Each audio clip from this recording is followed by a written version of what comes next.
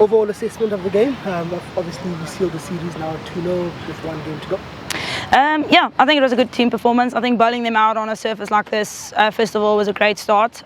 We've seen a lot of runs being scored. I think it was a little bit tougher today, but I think still it's a great effort to bowl them out for under 200. And I think then finishing it off with a bat with still 6 wickets in hand, I think it ended up being quite a big win for us in tough conditions and real challenging conditions. So I think we can be really proud of ourselves today. Obviously, the start was amazing. I think we had them 49 for 6 at some point. You came in first over, first 2 balls, bang, bang. Firstly, how was it all out there? What are the kind of conversations happening when we were skittling? We looked like we were going to skittle them out for more or less. Yeah, look, I think if we have to be negative or tap ourselves on the fingers, it would probably be. I think we let it slip a little bit. I think we had them 49 for 4 or something like that, and they didn't go anywhere. So for them to end up, getting to 170 was I think quite a disappointing performance. I think we pulled it back. They never got away from us, but I think it does happen at times when you think you're on top. You can tend to let it slip a little bit. So I think that's one thing we would look to sharpen up on for the next ODI. And I know Coachy mentions it a lot of times. If you have the foot on the throat, you have to go for the kill. It's international cricket, and you can't let it slip away from you.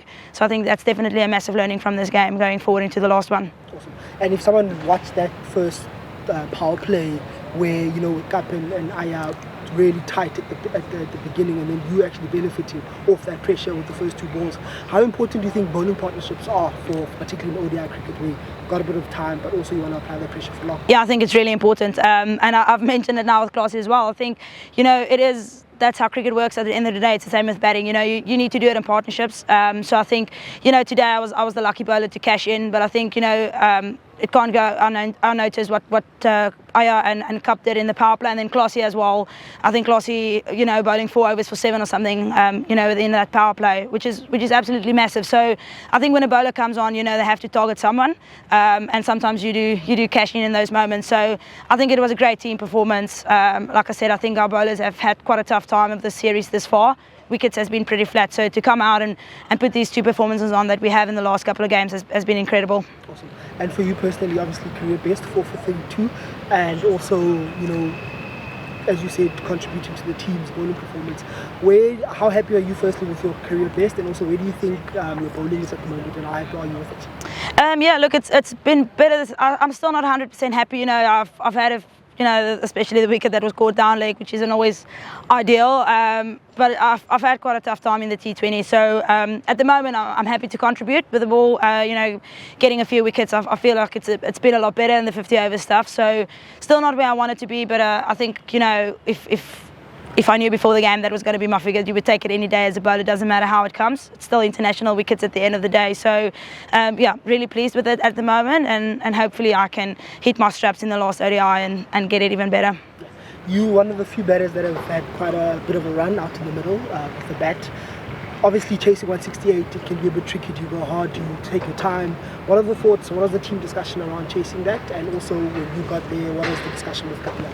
Yeah, I think we knew from the beginning, again, we had to go hard in the power play when the ball's still new and hard, and there's only 2 fielders out, and I think our openers have done that really well. They hadn't let the bowlers settle, especially the spinners. They took them on, which is great. So I knew when I came in, obviously batting with Kapi, who has mighty experience in this format. She loves this format, and I knew at times you can get a little bit frantic, but having her on the other side was really great, keeping me calm, and we knew exactly what we needed to get. We knew the run rate was well in control, and we just needed to stay out there. So I think it's a really great partnership to get out there with her, obviously high in confidence, scoring a century in the previous game, and like I said, mighty experience in this format, so great to get the win.